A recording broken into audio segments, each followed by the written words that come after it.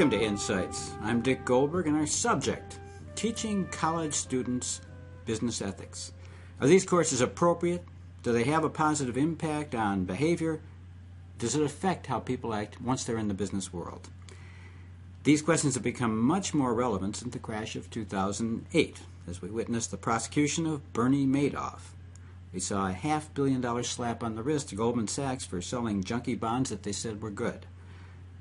We've seen big banks paying fine after fine for their behavior, and a recent avalanche of recent prosecutions for insider trading. With me to talk about all this is a leading expert in this area, Denis Collins. He's authored many articles, and his latest 2 books on the subject, How to Design and Manage Ethical Organizations, and Essential Business Ethics, Creating an Organization of High Integrity and Superior Performance. He teaches business ethics at Edgewood College in Madison, Wisconsin. Denis, thanks for joining us. My pleasure. You know, why bother teaching business ethics at all since, hey, I went to business school. The idea was very simple. Make as much money as you can, maximize profits, and don't break the law. So who needs business ethics? Everybody does, because so much of business is beyond just the law. And even the statement, just maximize profit and obey the law, that's great, that's fantastic, but that's awfully simplistic. Think back to the 1850s. The law said you can enslave African Americans. So somebody could say, well, I'm maximizing my profit and I'm obeying the law, but yet highly unethical. So many victims that ruin their lives. Same way with child labor, the same situation with that. So much of life is just beyond what the law says, and the law is often very ambiguous. And okay. I'm going to be looking for examples later as we get into this in present-day life. But I'm wondering first, is behaving ethically, or following your dictates of ethics, where it might deviate from just following the law, is that, I would imagine that's going to reduce profits? Not at all. A lot of times economics and ethics go hand in hand, and we just take that for granted. Simple examples. There's a lot of research out there that says that the organizations that are the most ethical, and they define and measure ethics from a variety of perspectives, in the long term outperform the unethical organizations. Why not the short term? Short term, anything goes. Short term, I could rip you off in the short term and get away with it. However, in the long term, if I rip you off, you're going to tell other people to don't do business with me. You might sue me. You might bring me to court. So in the long term, unethical behavior catches up to you and is a drag on the organization. In the short term, being ethical has a lot of advantages as well. But when you're ethical, the employees that are the most ethical, the job seekers that are the most ethical, they want to work for you. So you get the cream of the crop. Think about customers. If you're a customer, who do you want to do business with? An organization with an ethical reputation or one that has an unethical reputation? Well, you know, I wonder, can you pretend to be ethical but you're not? That's not healthy to do. We need to become authentic people. So as authentic people, we need to be very, very transparent. And if you think you're tricking somebody by being ethical when you're not, people could tell that. People can feel that. They can just sense that you're not being authentic, you're not being sincere. So once again, you can get away with that in a short term, but not if I'm doing business interactions with you 2 or 3 or 4 times, because then your true nature comes out. An example comes to my mind. I was thinking, what's been a long-term successful corporation that maybe doesn't look so ethical to the public? And I think of BP. Okay, we all know BP from the disaster in the Gulf, and maybe not doing the best job of making sure that the platform was safe. But they were around for a long time before they had a problem, right? They were making a ton of money. There's a tremendous number of people working for BP who are wonderful people. They do many kind things every day. They have some wonderful accountants. They have some wonderful finance people. And what happened is that an incident happens, and in that one incident, misbehavior occurs. So BP was negligent in terms of that platform. And then that one bad action, this is why you got to really pay attention to ethics, that one bad action is ruining the whole company. It's lost a lot of money, it's downsizing a lot, and its reputation is damaged. Another good one is Walmart. Walmart had for a long time a terrible reputation, and they just realized they got the aha experience that by being ethical, it's good for business. So all of a sudden, they decided to become the leader in environmental management. I mean, they've done a ton of stuff to clean up, to minimize their environmental footprint. And they realize that by doing that, they're going to save themselves a whole lot of money. And if you that's maximizing profit. And that's fantastic. That's fantastic. What if it wasn't in their financial interest to be good to the environment? What if they'd make more money just blowing off all kinds of carbons into the world and could get away with it? They would be creating a ton of victims, and those victims may not want to shop for them. Those victims might not want to work for them. They're hurting future generations. Everybody has a conscience. Even criminals have a conscience. So you want to go to work. You want to go to work feeling good about yourself. You don't want to go to work saying, "Who can I rip off today?" and get away with it. You want to feel good about your product. You want to hold your head up high in the community, and all that entails becoming people of high integrity and high respect, which means behaving ethically. This is a little off subject, but we did a podcast with Anna Salter on sociopaths, and she, maybe it was unfair, said, there's a fair number, there's something like 3% of Americans are sociopaths. It's hard to believe that many, but she said in the business world you find a little higher representation in Wall Street or whatever of sociopaths. And you mentioned people don't have consciences. Well, sociopaths don't. And I would disagree with her on that. Okay. It's easy to smear business people. And you just look around, walk down State Street. I can look into a store. State Street is a local store here. Here in Madison. And I could see customers being friendly with the employees. I could see employees being friendly with owners are friendly with the people they interact with. Mm-hmm. So they screw up every now and then. And it would be wrong to take that one screw up to generalize that to say that person is a sociopath. Instead, I'm sure that person you think is a sociopath is authentically kind to somebody during their day, and probably a lot more than we think. So Bernie Madoff and Goldman Sachs and these people I mentioned in the introduction, all these traders doing insider trading, if they had taken Denis Collins into courts, if you were that old, think they still would have done these unethical things? You never know. I think the likelihood of them doing those unethical things would be a lot lower than what it was. Because when you're taking my class, we're talking about real-life ethical dilemmas, real-life situations. We're telling stories about times when, as you already suggested, your conscience is in conflict to what might be in the economic interest of the company. And we talk about that. And when you tell these stories, you hear the viewpoints of the victims of unethical behaviors. And we're brainstorming on, is there some way that in that same situation you could have done the right thing? Okay, let's back it up to Goldman Sachs. You're working at Goldman Sachs, and you're a trader in collateralized debt obligations, which is thousands of bonds put together in one vehicle, and then they sell them off in $1,000 pieces, where they put home mortgages, subprime mortgages. And they were junk. And if you knew, if you're sophisticated, sooner or later they're not going to pay 100 cents on the dollar, going back to 2006. What should a second-level manager, not the president, do if your edict is sell these bonds to banks and Wall Street? Talk it out. Ethics is always, always about talking it out. So I'm sure that there were some stockbrokers there that refused to do it, despite the boss telling you to do that. I'm sure there were some that followed on their conscience. And I'm sure there are others that sold out. So in terms of doing ethics, and ethics is an organization where there's a lot of conversations going on. So if you're that boss and you've been ordered to do this, before you do this, get together with your employees and say, here's what I've been ordered to do. I don't feel comfortable with this.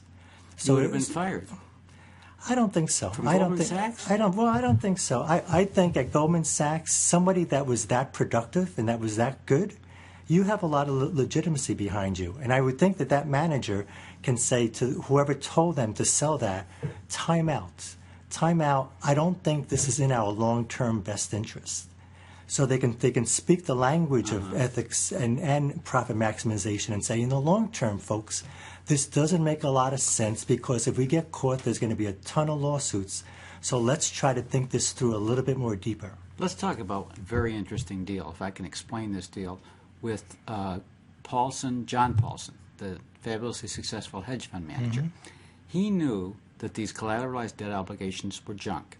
he asked Goldman Sachs, and tell me if I'm wrong about the facts, create a collateralized debt obligation that's the worst junk you can, and that'll allow me to make bets against it through swaps. Mm-hmm. Goldman Sachs followed his instruction, created the worst junk they could think of putting in it, and then they facilitated this trade for John Paulson, from which his hedge fund made, I think, $16 billion.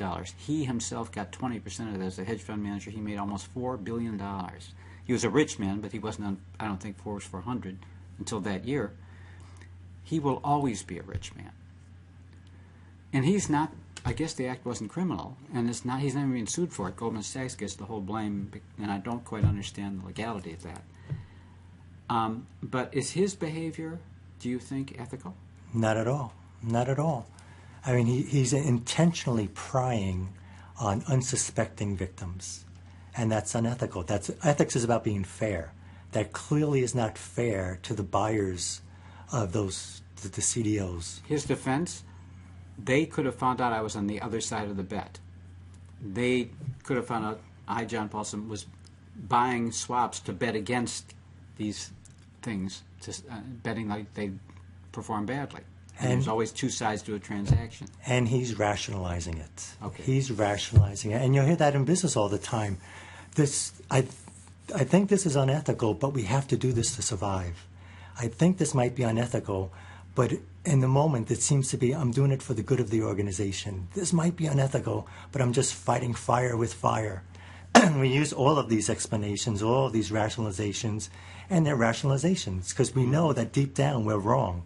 And he knows that deep down he's wrong, but he's going to come up with all kinds of excuses because we don't like to feel bad about ourselves. Too bad he's not here. I'd like to hear his response to it. Mm-hmm. It seems fair to ask him. But well, you could think of Bernie Madoff the same way. I mean, he's clearly indicted and guilty. So. Yeah, but for many, many years he got away with it. I mean, like for 20 years he got away with it. Right. And what happened when he was caught?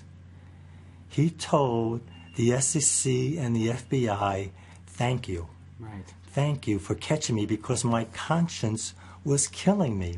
I've been waiting for this day. I've had all this anxiety waiting for this day. And the same way with John Paulson. You think? He might make himself feel better by donating a ton of money to some university, by donating a ton of money to the arts and the culture. But deep down, he's doing this as a way to assuage his own bad feelings about himself. Mm-hmm. And deep down, at the end of the day, it's you and your conscience, and it's you and your mind, and you can't. We're not sociopaths. Your mind is going to say that was wrong. Well, maybe I'll drink a lot of whiskey tonight, so I won't have to deal with that mind. Yeah. But in those quiet moments, your mind is telling you that was wrong. I think it's important that I point out he is not adjudicated guilty of anything, and he hasn't been, I don't think, sued for that behavior either. But so unethical, something we though. don't know. But no, I'm not, and I'm speaking about the legality. But it was unethical what he did. Now, you earlier had said, in the long run, unethical behavior is unprofitable. You make more money in the long run by being ethical, and it makes perfect sense. But John Paulson already has his $4 billion. He's a fabulously rich man and always will be now. And if he continues to hurt people, has victims, it's going to take one lawsuit. Bernie Madoff had millions and millions and millions of dollars, well, and at any point, you can take any rich person that's doing very, very well, and they may be sitting on the high heaven chair at this moment in time, but it only takes one good lawyer and one good lawsuit when you really do cross that line, and you're sunk. So your millions will evaporate the minute you have a good lawyer on a good case. And I'm sure that there are good lawyers with good cases that are going after him. And maybe they haven't broken through yet, but you're asking for trouble, and you don't want to live like that. When you teach these courses, can you give us some idea of the principles that are the most important thing you try to convey to students? Two of the most obvious ones is do unto others as you want done to you. And the other is just being fair and transparent in all your actions. But I want to clarify, because business ethics classes are misunderstood. And a lot of business ethics professors have done a bad job teaching business ethics. So the way that I teach my class is there's a lot of self-revealing, self-understanding, self-reflection. But the main point of my class is I teach my students how to design organizations to maximize ethical performance. And it's a design issue. So it involves, if two people apply for a job, how do you know which one is more ethical? Because if you hire the unethical one, they can really ruin your organization. And once you hire this person, how do you train them in ethics? How do you associate them with a code of ethics? How do you train them in ethical decision making? How do you create an ethics reporting system? How do you respect diversity? How do you do environmental management? So in my book and what I do in the class is simply the very practical how-to. What are the best practices in organizational design that will generate high ethical performance? The same way that in an accounting class you teach best practices in accounting, or in finance, best practice in finance. Unfortunately, I probably can count on two hands the number of people that teach the way that I do. And I want to be humble in this, but probably it's because they're using my book. Most business ethics classes is really, it's a nice effort, but instead what they'll do is they'll just do one ethical dilemma after another ethical dilemma after another one, and that's great. But what do you do when you're managing an organization? And your bonus is really demanding that you do the unethical thing. You need to put into place mechanisms to make sure that that doesn't take place. The other way people teach business ethics is just to talk about the history of government regulation and the history of public policy. And that doesn't get at the core issue in terms of really how do you design organizations to maximize ethical performance and financial performance, because they can go hand in hand. Can you give me an example of one or two things you do to an organization to make sure it stays on the right path? The most simple and easy thing for any organization to do is to really use their code of ethics as an assessment tool. How do you mean? Let's say you have a code of ethics that says our organization will treat every stakeholder with the utmost respect. Every what? Every stakeholder of an organization, every supplier, every customer, every employee. We're going to treat them with utmost respect. That's fantastic. That's a great aspiration. Now turn that into a survey. And this is what I help organizations do. Let's create a survey. Do we treat our customers with the utmost respect on a 1 to 5 scale? Strongly agree, agree, a little on the neutral side, or do you disagree with that? Do we treat our employees with the utmost respect? Do that on a 1 to 5 scale. And you do a bunch of measures like that, and then the ones that you score high numbers on, you applaud that. You say, this is fantastic. But we got this 3, this neutral in terms of how we treat our employees. Let's talk about that. And you do, and you talk about it. And then the main thing to do is create a strategy so that when you do this assessment again in 3 months or 6 months, instead of a 3, you get a 4. Are businesses doing this? I'm trying to encourage as many as possible. So some are. They are. Some are and some aren't. So in my classes, the way I teach my class, the final exam is you need to take one of these best practices we've discussed in class and encourage your organization to do it. And the one that they find the easiest to do is this code of ethics analysis. Take the code of ethics, turn it into a self-assessment for the organization, and use that to drive continuous improvement. Okay, so I'm hearing treat everyone with respect. What's another element besides treat everyone with respect? You had this list of...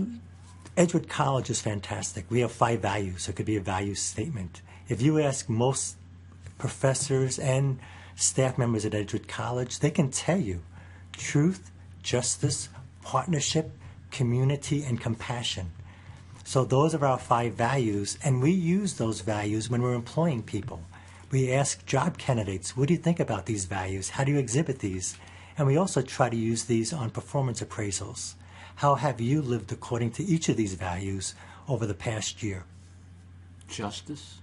Justice, fairness. Oh my gosh. So if you're in business selling potatoes, you got to figure justice when you do your potato business? You bet. And justice, but justice is also often a synonym for being fair. Oh. So you got social justice, which is a Right. stronger claim, but justice is usually just being fair. Okay. And for Aristotle, justice is the most prominent value, and by that he means being fair to one another. So you've got a store and you're paying people $8 an hour. They like working in your store. Retail doesn't pay well, but you're making a big profit. Are you being just by not paying them $9 or $10 an hour? Are you being ethical? It depends. It depends. How big is your profit margins? Can you afford to pay them more? You do want to take into consideration that capitalism is very, very ethical. Capitalism is very ethical. Why is that? So, well, but I mean, just in terms of what fair wages are, fair wages is based upon transactions between employees, ideally assisted by unions, to figure out what is fair and what is just in these sorts of relationships. So hopefully you have an ethical manager that is dealing one-on-one with employees and things are working out well. Well, wait a minute. This is crazy. I thought employees are paid based on a marketplace. I mean, if you have a lot of skills you bring to a job and they need it, you get paid more. If you're basically no basic skills except you got a body and you don't need any special knowledge, you just need someone to stand here, you're paid less if there's a lot of people competing. You're saying the employers say, what can I afford? It's helpful. It's helpful because in a really ethical organization, you probably have profit sharing. You probably have a gain sharing system. And what you're telling your employee, if we're going ethics all the way, and that's where I drive people to going ethics all the way, you're saying, because you're the employee, so it may not be your salary, but it could be a bonus. It could be because of your hard work this quarter, we created this profit, and I'm going to share some of this profit with you. Well, that's good business because you've incentivized the employee to take authorship and ownership of the company rather than just do their job and get it done, right? And it's a community. You're creating this community, the sense of I'm the employee plus I'm the owner. And by being an owner, I'm going to behave better in my work. That's called participative management, or used to be. Absolutely. Right? Where you take ownership. Yeah, that seems like good business. But why shouldn't you give half your profits to your employees or 3/4 if you're already going to be pretty rich? It's a number. It's a number. And people have tried to experiment what is a fair wage. And it's not so much what the profit level is. Usually the people that are doing work in this area, what they end up with is what's a fair ratio between the salary with the highest paid employees and the salary of the lowest paid employees. And fairness would dictate that should be a reasonable ratio. It shouldn't be 1,000 to 1. But that's what it is, right? I mean, there's wildly. I mean, it used to be like 40 to 1 for the CEO versus the lowest paid worker, and now it's like 400 or 1,000 to 1 in America. And that creates a lot of anger, and that creates a lot of disruption. And if you want to be efficient, and managers want to be efficient, you want to have smooth transactions. If you've got a bunch of employees that know you're making 10,000 more times than they are, it will impact their performance because it's on their mind and they're gossiping behind your back. Well, why do boards pay so much, like $50 million to a CEO and $40,000 to a worker, when that's true? Because boards have been corrupted. Boards have been corrupted. When you look at this, when you look at a board, a lot of boards are friends of the CEO. The CEO is encouraging people to be on the boards, and there are other CEOs. And so, therefore, they're comparing themselves to one another. Then they hire a HR consultant that comes in and says, here's the average salary for a CEO, and of course you don't want to be average, and nobody on the board wants to be average. So they compete with each other, and it jacks up the price over and over and over again. Okay, so they're all behaving unethically, these board members. And it's up to the shareholders, and there's a strong shareholder movement to say that is not right, that is not fair. Is it working? In terms of the shareholder movement, every year it gets bigger and bigger. It's Can you give me a good example idea. where it worked? In terms of a ratio like this? Well, no, where they overthrew the board and they got the CEO to cut their pay. I think I can't give you a specific name right now because you're pushing me on that. Okay, but I think can't. it happened? But it happened. I read about it in the newspapers. I know that. You have shareholder revolts going on, and there's 2 days ago there was a story about a CEO that left the company, and as a result of leaving the company, was given like $20 million as a no-compete clause. And now they're asking for that money back because the shareholders told the board that is totally outrageous. Whatever that magical number was, that is totally outrageous. Makes it into the New York Times and makes it onto the media, and that creates a groundswell to say that's not fair. So that particular board is in the process of saying, we made a mistake. Wow. We made a mistake. And that happens a lot. And it's great because we're a democratic society. And in a democratic society, you have arguments going back and forth, and justice eventually wins out. Do people, any of your peers or yourself, ever get called in by a corporation saying, can you straighten us up and make us a more ethical organization? All the time. No kidding. Sure. People Wow. read my book and they ask me. I mean, that's my consulting career. No helping kidding. organizations. They turn themselves in to you? Well, I don't know what you mean by turn themselves in. I mean, but, they say, well, maybe we're not as ethical as we should oh, yeah, be. sure. And life is one continuous improvement. Being ethical is a moving target. So you have people that sincerely want to do what's right. They sincerely want to do what's right, and they know that they're struggling about it. And so they ask for assistance. Is that their motive? They feel guilty? They feel they're not spiritually at the point they want to be in their company, rather than, we could make more money if we were ethical? For some people, that Really? is where they're. Other people see it as the bottom line. Other people see Walmart now being more profitable by being more ethical, and they're saying there's something to it. So life is complex, and there's a variety of reasons why people will ask me for help. Let's go over that again with Walmart, since it's the biggest company we've talked about. What exactly do they do that makes them more ethical and more profitable? Can you review that? Environmental performance. Waste is unethical. Waste is unethical. Walmart had this aha experience where they realized that they were wasting a lot of gas on their trucks traveling around the country. They realized they were wasting a lot of money with unnecessarily high electricity bills. So they were driven by the bottom line to say that this waste, we can save a bunch of money off of this waste, but that waste is also, from an ethics perspective, it's unethical to waste stuff. It's good to be efficient. It's good to be efficient, and Walmart had that aha experience. And now they realize they can make a ton of money by having special green tags on products in their store. Walmart is now one of the biggest suppliers of organic vegetables. That's because organic customers goods. want that and are willing to pay for it? Is that why? It usually works out along those lines. It usually works out. And then Walmart is now telling their suppliers, they have a wonderful, and it's in my textbook, they have a wonderful screen for their suppliers to say, these are the things you need to have in place that we believe are ethical, that we believe are right. And, oh, by the way, they're also related to the bottom line. How does it help Walmart's bottom line to do that to suppliers? To do that for a supplier? Yeah. Because the supplier is wasting a lot of energy. And there's just a lot of misuse of cost. Well, what if it's not in their interest? What if Walmart could build a green store, but it costs 3 times as much to do it, and the rate of return is 2% or 1%? Is not in their interest. What should they do? Build a green store. But you Because- said profits and ethical behavior go hand in hand. Sometimes, but not all the time. Okay. Otherwise, you wouldn't be reading these stories in the newspapers every day. So a lot of times they go hand in hand, and we discount those times. It's a lot. It's a lot of time. Sometimes they conflict with one another, and that's where the fun is. What do you do when there is a conflict between profit and ethics? And that defines who you are. So And if that's you can build a defines who you store are. that really, you can make it green, and that's great for the environment, but in fact, it's a poor investment versus building a conventional store. Why should they do it? Because it's good for future generations. It's good for humanity. And businesses will do that for that motive. Absolutely. Absolutely. On occasion. On occasion.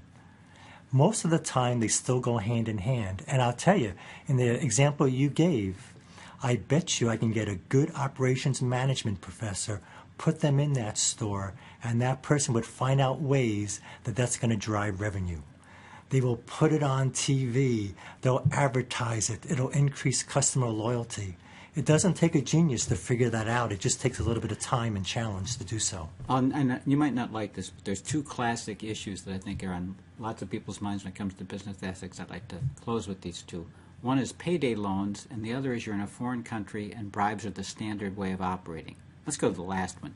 So you're in a foreign country, you're the head of that division in that foreign country, and everyone takes bribes. You get nothing done without bribing an official. What do you do?